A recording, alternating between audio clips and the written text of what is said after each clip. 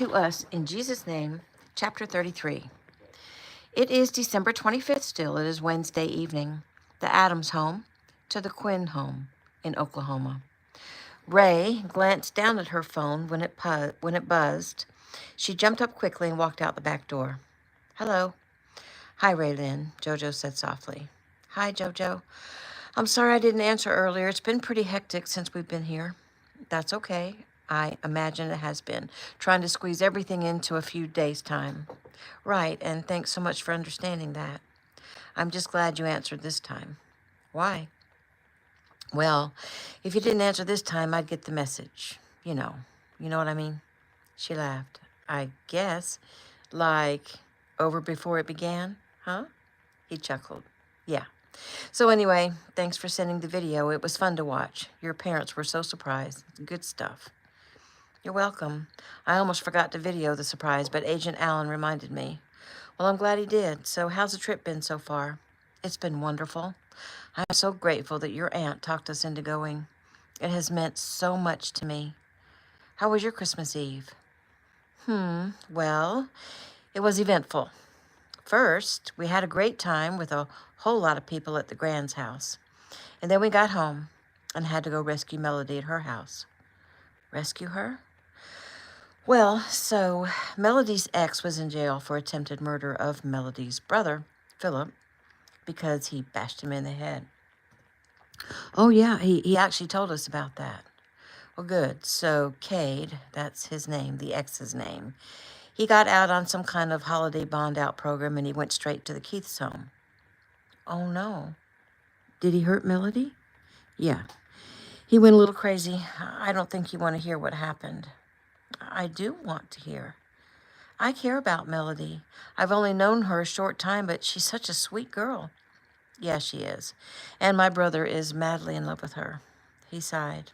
Okay. Well, the dude locked Mel's family in the basement and drug her upstairs. He said he was going to rape her and then cut her into little pieces and throw her body into the ocean. He actually said he was going to do the same thing to her father and brothers. Rape them? No, but the other part. Chop them up and toss them in the ocean. Anyway, Logan and I got there just in time, and it was sad. Melody looked so pitiful. The guy came very close to accomplishing what he wanted. How far did he get? Oh, if you're asking if he raped her, then the answer is no. We got there literally just in time. I am so sorry she had to go through that. But I'm really glad you guys got there in time. Me too. Anyway, today has been peaceful so far. How about you? Today has been wonderful. I learned a lot about my parents that I didn't know. It's really special. It's really interesting. I'll tell you about it when I get back. Well, I'll look forward to that. Ray smiled. Me too. It's weird. Being here at home, I feel so separate from the rest of the world, like it's not real. He frowned. Why do you feel that way? I'm not sure. Maybe because this world here is so different. Maybe a little out of touch. In some ways, I guess that's good, but in other ways, it feels like I'm stranded on an island. Interesting. I've always wanted to get away from Quapaw. I think because I felt the separation from the rest of the world, but I think now that I've come to understand some things, it's not so bad. I don't know. My feelings are all over the place. Well, maybe when you get back, we can talk about it and figure some things out. She smiled. I'll look forward to that. He chuckled. You get back in tomorrow evening, right? Yes. And you have to work on Friday, right? Yes. So what are you doing on Saturday? Well, nothing yet. Well, my family has an event we have to be at Saturday evening. Would you like to go to an early dinner with me and then go to the event? I would love that, I think. You think? Well, I mean, what kind of event is it? It's some kind of honors night. Is it formal? No, it's just like regular Sunday clothing. Okay, that sounds okay. Awesome. Is 4 okay? 4 is perfect. Awesome. Then I'll see you Saturday at 4. That sounds great, she said, her teeth close to chattering. You sound cold, she laughed. I am. I stepped outside to have a private conversation, and it's 30 degrees outside right now, and I didn't put my coat on. He frowned. Well, then, I'll hang up. Go inside. I'll see you Saturday. Okay, bye, JoJo. Bye, Raylan. New scene. It is now December 26th. It is Thursday evening, South Kino Estate, Crystal Cove, California. Taylor hung up the phone. It was the third call she'd received today from a guy at school asking her to a New Year's Eve party. She went to the mirror in her bathroom and wiped at the tears in her eyes. Gabe had told her to go out, have a good time, see people.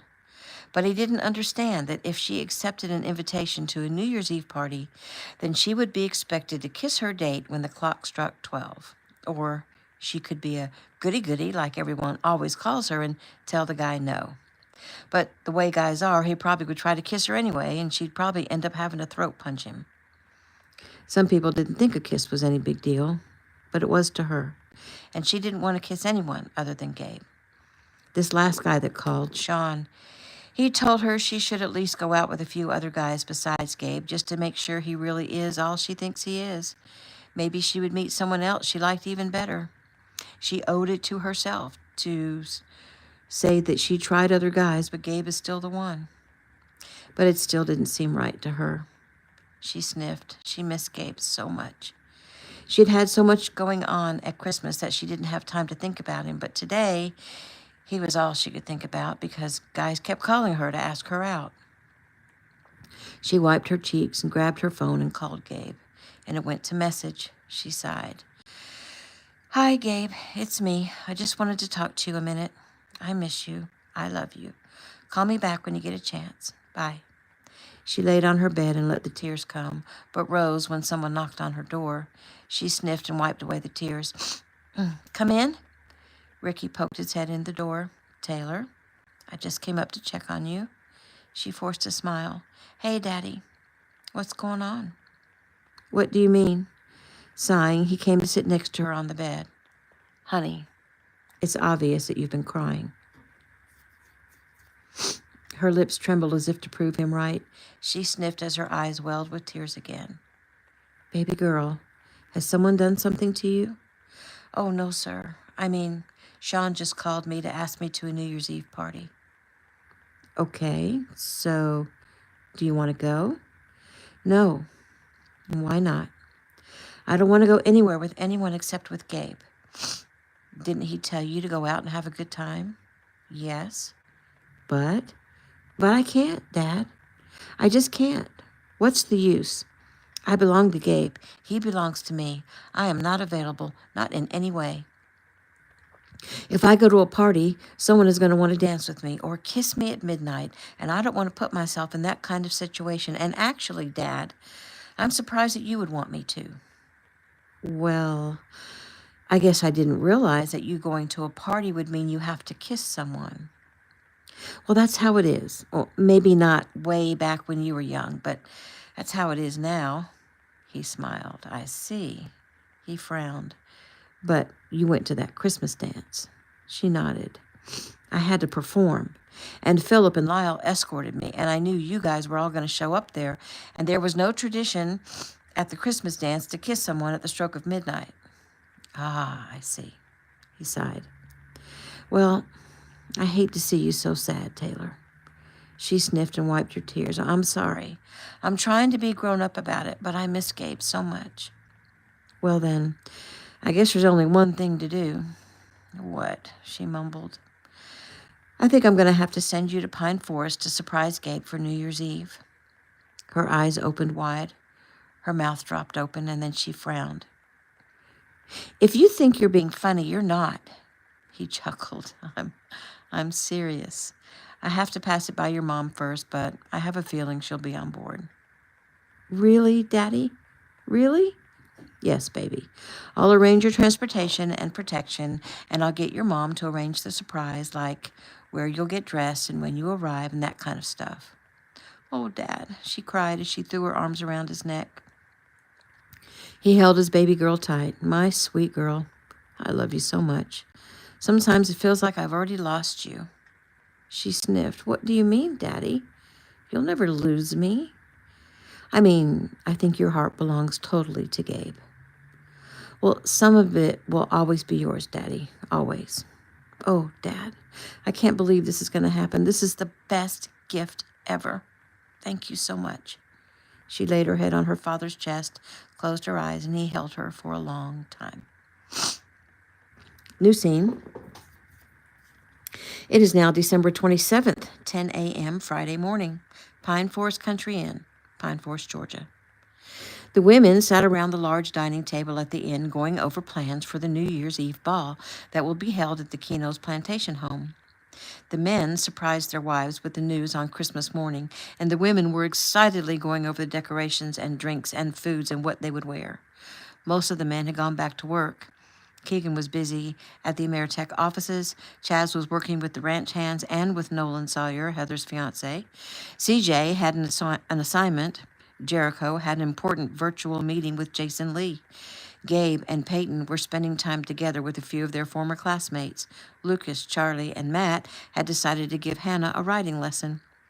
John was busy taking care of inn business, like checking guests out and helping them to their cars and inviting them back.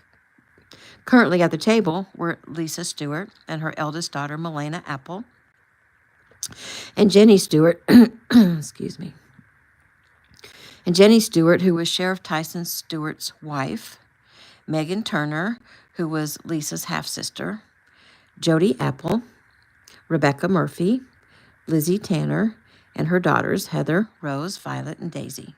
Lily was currently in the kitchen making a breakfast for a new guest who would be arriving any time now.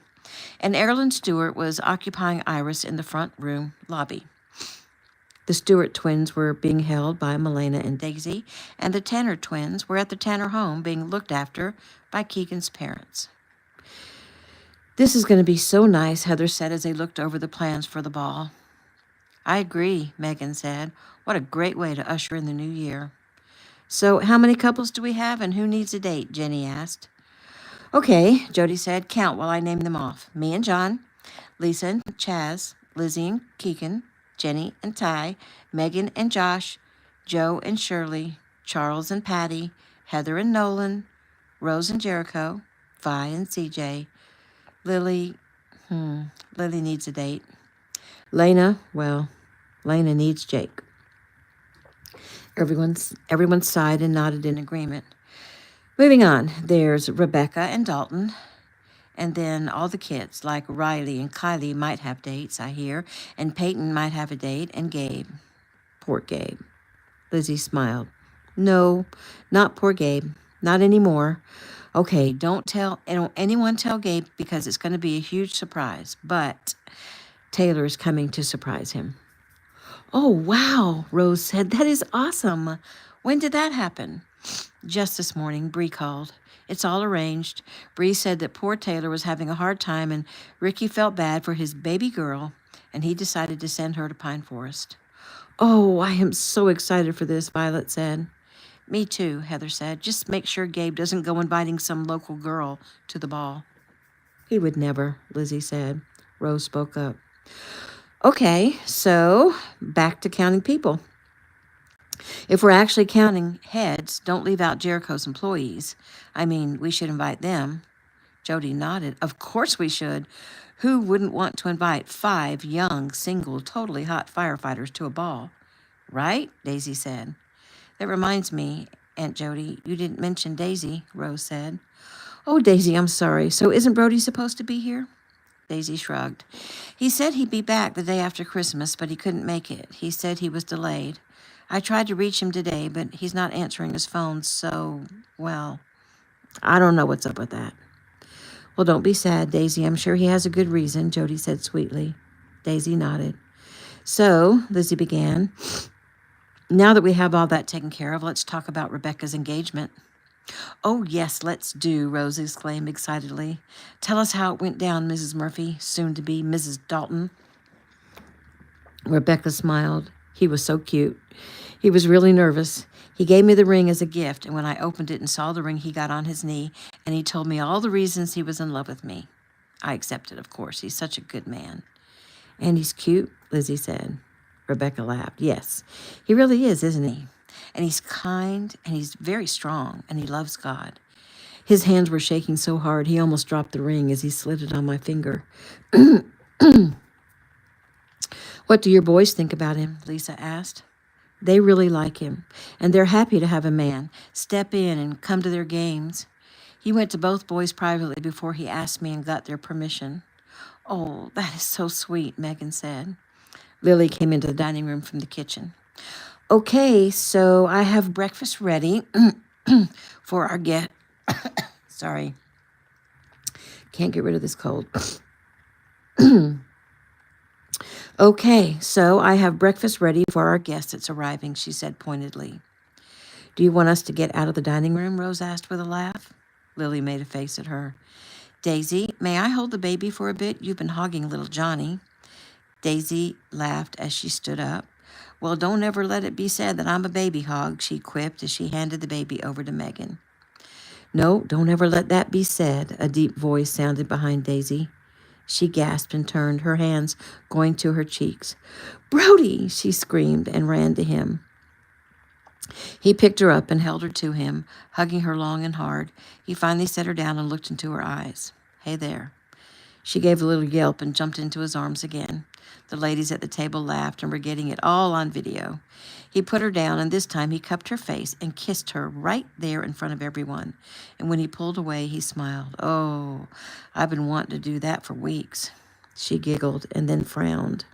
I tried to call you. I know. I was afraid if I answered, I might ruin the surprise. Sorry. I hope you didn't think all kinds of horrible things about me. How could I? He smiled and finally looked past her gorgeous blue eyes. Hello, ladies, he said with a smile. Oh, Brody, Lizzie said, that voice is so much like your father's. He smiled again. Well, I don't want to interrupt your meeting. Mind if I steal this girl? Do you want some breakfast? Lily asked. Oh, can I come back for it in a little bit? They all smiled. He chose Daisy over food. A good sign. I'll keep it warm for you, Lily said. You two go on. In the lobby, Brody shook John's hand. Brody, long drive? Not too bad, about 5 hours. Why did you drive? No, what did you drive? My pickup. Really? What do you have? F-250, Super Duty. Oh, nice. Yeah, I like it. So the inn is going to be empty for the next week or so. You have your choice of rooms or cottages. What'll it be? He smiled. How about cottage number 1? John nodded. Closest to the gate that leads next door. Good choice. Daisy smiled. John handed him the key. Here, we'll finish the check-in later. I can see you're anxious to say a proper hello to your girl. Uncle John, stop, Daisy said. He winked at her. What, are you not his girl? She shrugged, and Brody frowned. Well, she is as far as I know. I'll be back in a little while. He helped Daisy with her coat and led her out of the inn. They stood on the porch and stopped. Where are we going? Daisy asked. I didn't have a plan. I just needed to get you alone. Daisy smiled. Shall we walk down to see Georgia and her pups? Brody asked. Daisy nodded. That sounds good. He took her hand and headed down the steps, across the drive and out the front gate. They walked in silence a minute. Brody drew a breath. So, what did you mean by that? By what? Daisy asked. You shrugged when John asked if you were my girl. Has something changed? No, nothing has changed. I guess I wasn't sure if you're still feeling that way, so I didn't want to say it. He sighed. I just drove 5 hours to see you. Do you think I did that so that I could come here and tell you that I'm not feeling it anymore? No, I don't really think that. It was just a moment of insecurity. Okay, I get it. Daisy, I've liked you for almost 20 years. You have nothing to be insecure about. I finally got up the nerve to tell you how I feel, and I'm not backing down. It would take a whole lot of meanness on your part to drive me away. She giggled. A whole lot of meanness. I wonder what that would look like. I doubt you'll ever figure that out. You're just too sweet. She laughed. Not hardly. It's kind of cute that you don't realize how adorable you are, Brody said. She smiled up at him, and he squeezed her hand. They got to the Stewart Ranch and headed down toward the barn. So it's Friday. Did anyone come out and shoot at the ranch this morning? No, everyone was too busy getting back to work. We might shoot in the morning, though. Did you bring some guns? He nodded. I brought a hunting rifle and my Glock. Awesome. He smiled. They got to the barn and headed in. Georgia came running to him immediately. He knelt down and tussled with her for a few minutes. Did you miss me, girl? He asked as he chuckled. He rose and walked to the enclosure that held the puppies. 9 fat puppies, almost 5 weeks old, scurried around. He smiled. They looked great. They're eating puppy food now. We wet it down with some raw milk, and they seem to love it. Do you come down and feed them every time? She shook her head. No. Hannah and Charlie and Matt and Elena have been a huge help. Really, Hannah and Charlie spend more time with them than I do. Charlie takes Georgia out on a good long walk every day. Does he leash her? Nope, she just follows him around. Sometimes he rides and she runs beside him. She's a good little ranch dog. So she doesn't bark at the horses? No, not at all. He nodded. Good girl, he said to her and gave her a rub. He knelt down to pick up a puppy. Have you chosen one yet?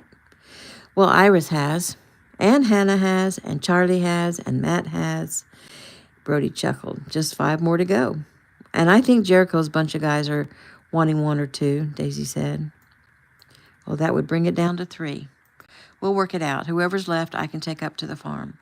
They checked their water. Instead of leaving the barn, though, Brody pulled Daisy over against a wall and leaned over her. He skimmed his knuckles over her cheek. You want to ride with me in the morning? Sure. Sure, anything you want to do. I'm game. He swallowed hard and smiled. Good to hear. She giggled. Pressing against her, he used his finger to tilt her head up and bent down and skimmed his lips over hers. I've missed you so much. It's really hard to be away from you. I feel the same way, she said as she went up on her toes and lifted her face for his kiss. He kissed her a long time and then finally pulled back. I don't know how I'm going to handle being away from you. Do you think you can come to some of my games? I think that will be possible. Season starts in February, right? He nodded. Right, and goes for 4 months. She smiled. And then you hit the pros. He nodded and then frowned. Well, I don't want to get ahead of myself. Brody, everyone knows you're going pro. Right now, you're the #1 pick. He smiled. Well, everyone knew JoJo was going pro too. So let's just take it a game at a time. She nodded. Okay, a game at a time. He kissed her again, and this time lifted her up and pressed her back against the wall. She wrapped her legs around his hips and moaned. The door burst open, and Chaz walked into the barn. Oh, sorry, kids, Chaz said with a smile. It's getting to where I don't know who I'm going to catch making out in this barn. Lena and Jake, Brody and Daisy, Violet and CJ, Charlie and Hannah. Charlie and Hannah, Daisy asked. Oh, well, they don't make out, but they're just always here playing with those pups. Daisy laughed. Sorry, Uncle Chaz. We came down to see the dogs and got distracted. Distracted, is that what you call it? He said with a smile. Well, don't mind me. I just needed to grab a padlock. He walked up to Brody and held out his hand. Welcome back, Brody. It's good to see you. Thanks, Mr. Stewart. It's nice to see you, too. New scene. It is December 28th, 3:58 p.m. Pacific Standard Time on Saturday. The Quinn home, Los Angeles, California. JoJo pulled up to the small blue house with the yellow door. Smiling, he took a deep breath. He glanced around the front seat of his F-150. He just vacuumed it out and wiped down the seats and dash. He sniffed. He didn't think it smelled like sweat and footballs like it usually did. He headed up to the door and knocked. Cali opened the door. Hey, JoJo, don't you look scrumptious? He smiled. Thanks. And you, Cali, look good. I mean, you look like you're healing. It looks a lot better. Well, it's been almost 2 weeks. It should look better, right? He nodded. May I come in? Oh, she said with a giggle. Sorry. She backed up and held the door open for him while he walked in. So Ray will be out in a second. He nodded. Kay smiled. So you like my sister, huh? He chuckled. Well, that's why I asked her out. He sighed. Did you girls enjoy your Christmas back in OK? She nodded. It was the best Christmas ever. Your family? She shook her head. I can't even. He nodded. Well, I'm glad Aunt Jeffy heard you and acted on it. The whole family's pretty good at that. Yeah, that includes you, JoJo. You saw Scott beating on me and you acted. He shrugged. I had no choice. Well, you could have just walked on by. No, I couldn't. She looked up as Raylan came out of her bedroom. His eyes opened wide. He blew out a deep breath. Whoa, Raylan, you look amazing. She smiled at him, and he allowed his eyes to roam over the beautiful scene he was looking at. She wore a dress, and she wore it well. It was navy blue with tiny white flowers all over it. It came to a few inches above her knee. It had U-shaped neckline and a short row of 5 tiny white buttons at the top center of the dress. It had short sleeves. It flowed out softly from the high waistline to just above her knees, and she wore tan suede boots. Her long, black hair was down, cascading over her shoulders and down to her waist, and she wore a gold necklace which had a small charm on it, which he didn't dare look close enough at to see what it was, and when she tossed her hair back over her shoulder, he could see shiny gold earrings. She smiled at him as she approached, showing her adorable dimples. Hi, JoJo. Thank you. And you, well, you look very handsome. She, too, allowed her eyes to roam. He wore a tan 3-piece suit with a crisp white shirt, a brown tie, and a tiny brown handkerchief in the breast pocket. No sling tonight? He nodded. I'm not supposed to use my arm yet, but I've been doing some PT with Aunt Jeffy, and she said I could go without it if I promised not to use it too much. Raylan nodded. I'll make sure you don't. She glanced over at Cali. Are you going to be okay? Of course. I'll see you later. Have a great time, kids. JoJo chuckled. Will do. Ray picked up a tan shawl that was lying on the back of the sofa. He immediately took it from her, stepped behind her, and gently placed it around her shoulders. He breathed in and sighed. You smell really good, too. She smiled. Thank you. Actually, you do, too. He smiled. Oh, it's Gabe's body wash. Well, it's not his, but it's the one he represents. She nodded. I remember that. The lady at teenspotter.com remarked on how he smelled after he'd come home all sweaty from mowing an elderly lady's lawn, and he'd run upstairs and taken a quick shower. She laughed. That Gabe Tanner. He is adorable. JoJo nodded. He'll be back out here soon. I'll introduce you. Oh, I'd like that. Me too, Kaylee said. Ray turned and hugged her sister. If you need me for anything, don't hesitate to call. Kaylee laughed. Even I wouldn't do that to you. Go, have fun. They headed out. Joe opened the truck door and helped her in and then headed to his side. So where are we going to eat? Ray asked. Well, it's called the Bayside Grill. It's one of my favorite places to eat. It's one of the many restaurants that Uncle Ricky has invested in. This one has been around a long time. It's the place that Uncle Joey actually took Aunt Breeze on their first date. Oh, well, that's nice. What's their specialty? Steaks mostly, but they do have other stuff.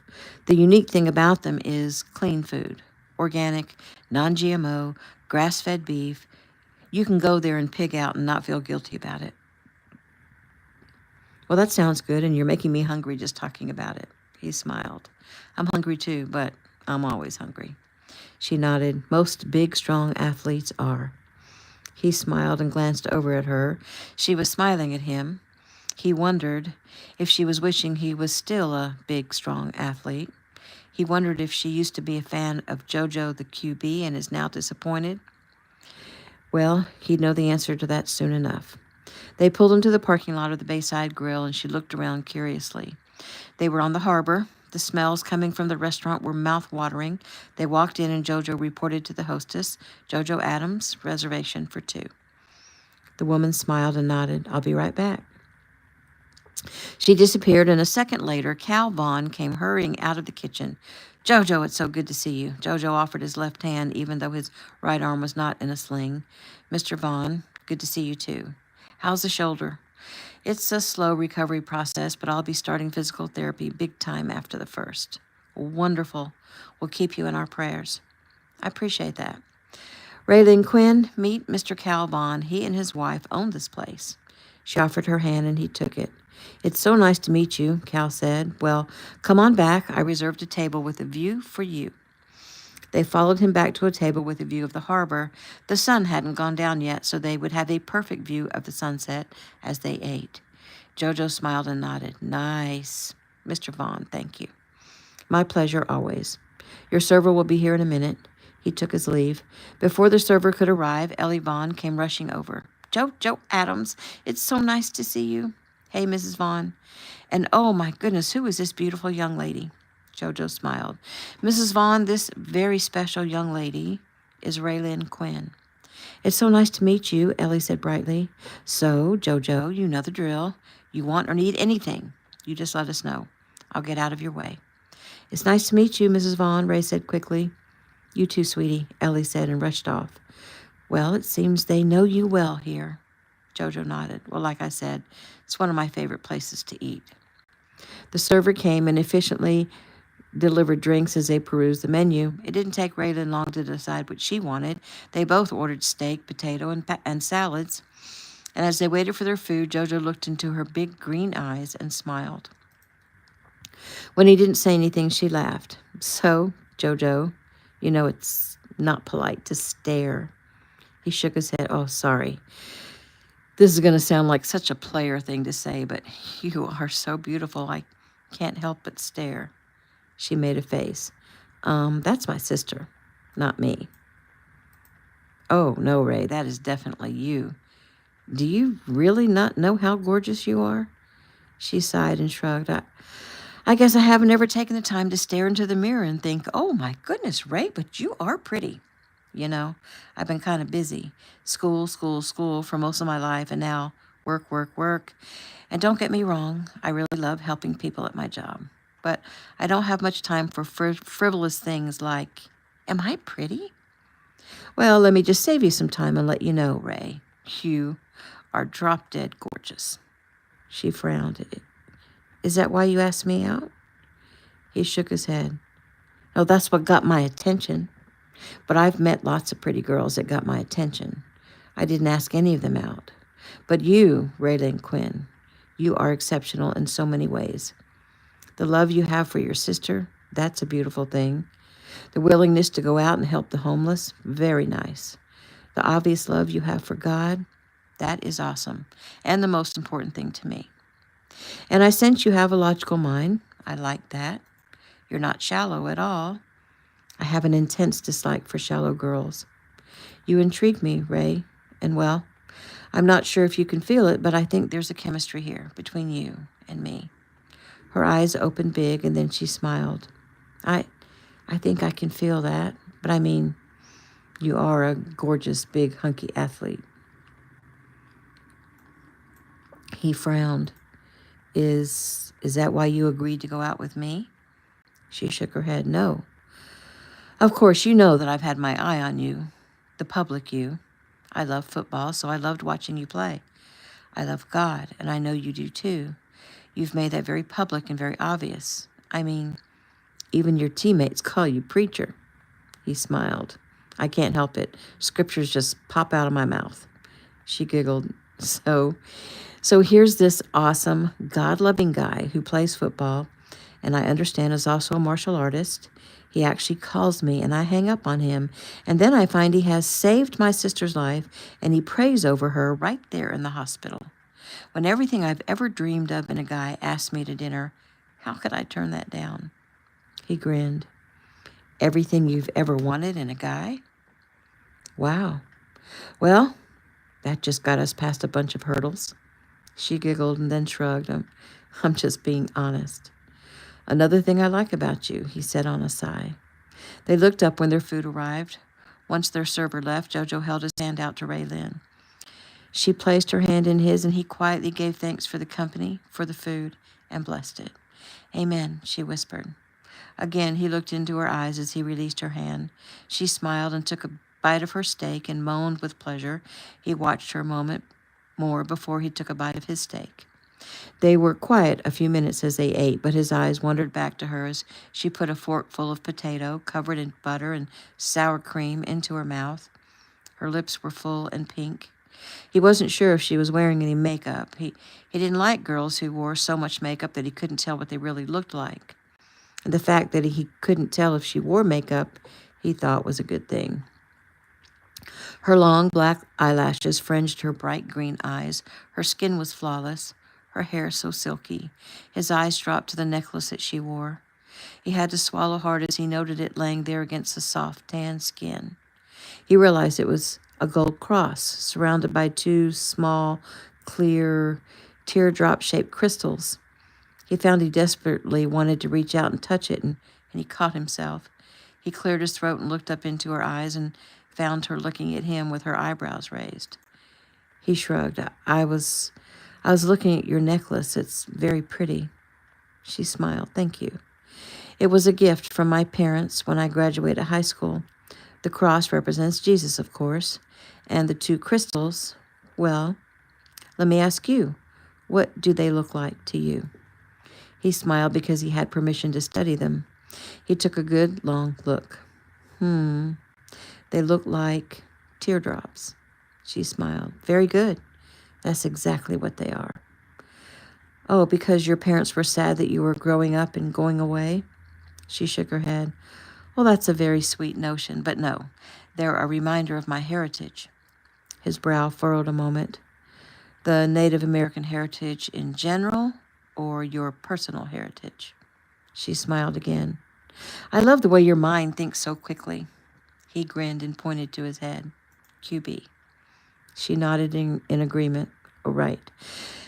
Well, the answer to your question is actually somewhere in the middle. Not my personal story, but the story of the Quapaw. The Quapaw have their own trail of tears. Oh, well, tell me, unless you'd rather not talk about it. Let me try to give you a nutshell version. Quapaw is a derivative of Oguapa, which means downstream people. The Indians, when they crossed the Mississippi, headed upstream.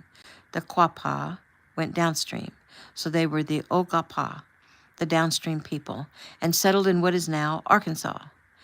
And their territories actually included a large area, all of Arkansas, and portions of southern Oklahoma and northern Louisiana and Mississippi. Oh, wow, that is a large area. She nodded.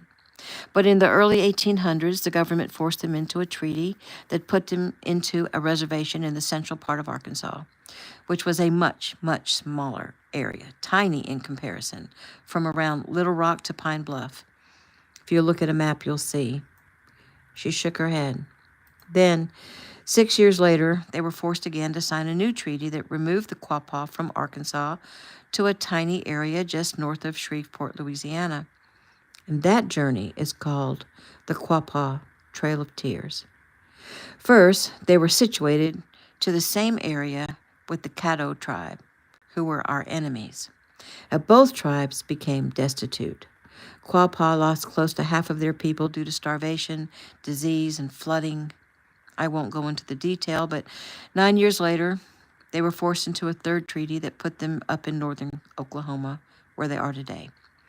By then, the number of people left was only about 150 people. There's a lot more detail, a lot of lying by the government. Many Indians are very bitter over this whole taking of the land that we thought of as ours. He nodded. Are you bitter? She smiled and shook her head. We are a conquered people. We were not strong enough to stand up and hold our land. We lost that war. How can I be bitter about that? As my father says, it is what it is. We can live in bitterness or move on. In the Bible, when God sent Joshua in to take the promised land back, God was with them, and they were strong, and they took the land. God was not with us. This country, the USA, was meant to be. Home of the brave, land of the free. We, Americans, used to be God-fearing, and not so much anymore. God has a plan, though, and I trust him. The land was not ours, not really. It belongs to God. So the necklace is to remind me of this. Yes, there was a trail of tears for the Quapaw, but we are in God's hands, and Jesus gave his life for us all. Wow, Ray. That is such a beautiful and wise way to think of it. She shrugged. It's the only way that makes sense to me. He nodded, and they both turned to see the sudden orange and pink light that filled the sky. They sat quietly watching the sunset. When Raylin murmured a soft "oh my" at the beauty she was witnessing, JoJo shifted his eyes to watch her. The soft light was shimmering on her face. She was glowing. Her hair was so shiny that it reflected the light. It played over her skin and reflected off the necklace where it lay on her skin, almost as if God was agreeing with the sentiment that she'd just spoken. She turned to see him looking at her. Her eyes were moist with tears, and she smiled and looked back out toward the last rays of light as the sky went dark, then turned back to him. "Oh, that was beautiful," she said softly. He nodded. Yes, it was. She blushed as she realized he was talking about her. "So," JoJo began, "tell me about your parents. You said they were elderly and your father is handicapped. How old are they?" "Well, my father is 83. My mother is 75. His eyebrows rose. "Oh, I didn't expect them to be that old.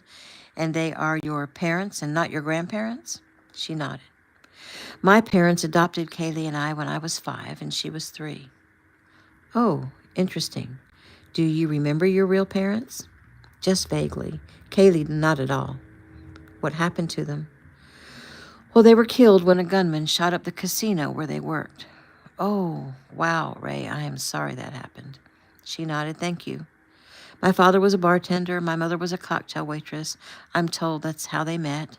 They got married. They had 2 kids, and they died. Pretty sad for them." "It is sad.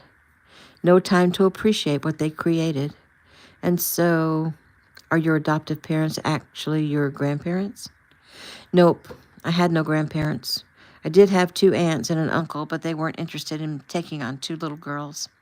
My father and mother were elders of Quapaw, and they say they were grateful for the opportunity to take us girls and raise us. They say they were secretly hoping that our aunts and uncles wouldn't take us." "Well, are you happy that they got you and raised you, or were you hoping that your aunts or uncles or uncle would want you?"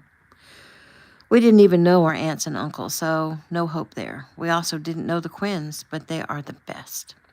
I didn't always think so. Older parents don't understand us kids kind of stuff. But really, they are awesome, and I love them so much, and I'm grateful for them. And this trip home has been eye-opening." "How so?"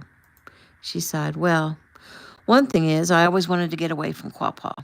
I just wanted to get out into the world, and I felt trapped there, and I worked very hard to make that happen." "And you succeeded." She nodded. "But when I went home this time, it was difficult. It was different. It was like I began to appreciate my heritage. I began to appreciate my parents in a way I never did before. And not that I didn't love them. I did. But I always wanted to get away." "And now you don't?" "Well, it's not that. I mean, I wouldn't want to settle down there, but I found being there is a base. It is home. And it was so much fun to go home and give them gifts and do things for them. Of course, it was your grandfather who made that happen." JoJo smiled. "He's the best." She nodded. "He is so kind, and I really love him. And the thing is, he reminds me of my father, or my father reminds me of him." JoJo nodded. "And you told me on the phone that you learned something new about your parents?" "I did. My father told us an amazing story of how and why he is who he is." "Is it too personal for you to tell me?" She sighed. "No, but it's pretty unbelievable, and I wouldn't share it with just anyone." "Well, I understand. But I'd share it with you." He smiled. "Oh, well, I'm all ears. But it's a very long story." He frowned and glanced at his phone to check the time. Well, then I guess we'll have to save it for another time. We have to be at the auditorium and in our seats by 6:45. Raylan smiled. "So, what is this event all about?" JoJo shook his head. "I'm not really sure. It's some kind of honor event for Ameritech. I think honoring all the agents who've put their lives on the line over the past year and done remarkably heroic things. Our family's been highly dependent on them to protect us, and of course, several members of our family are Ameritech. Uncle Jason owns it. Uncle Joey is second in command. Uncle Cam is a jet. Mr. Davis is a division chief. What's a jet? Jason's elite tactical team. They are special forces, special ops kind of peeps. Uncle Joey is also a jet. He's over the teams. Anyway, we are all expected to be there. Not that it's a chore. We want to be there to honor them. They looked up as their server arrived. They declined dessert. Ray accepted a to-go container since she'd only eaten half her steak. The check was paid, and the server tipped extravagantly. Well, JoJo began. This time went by way too fast.